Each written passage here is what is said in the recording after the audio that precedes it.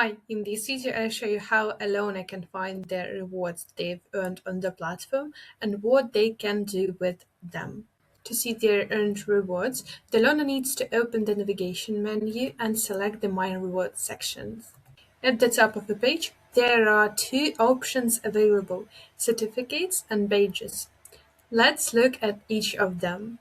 On the certificates page, all the certificates the learner has earned are displayed.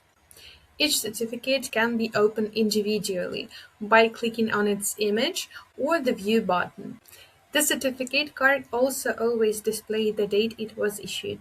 Learners can share a certificate on social media by clicking the icon of the desired network. This can be done in two ways: right on the general page with all certificates, or after opening the view of a specific certificate. If a learner needs to save the certificate, they click on the icon of the desired format, image or PDF file, and the certificates download to their device.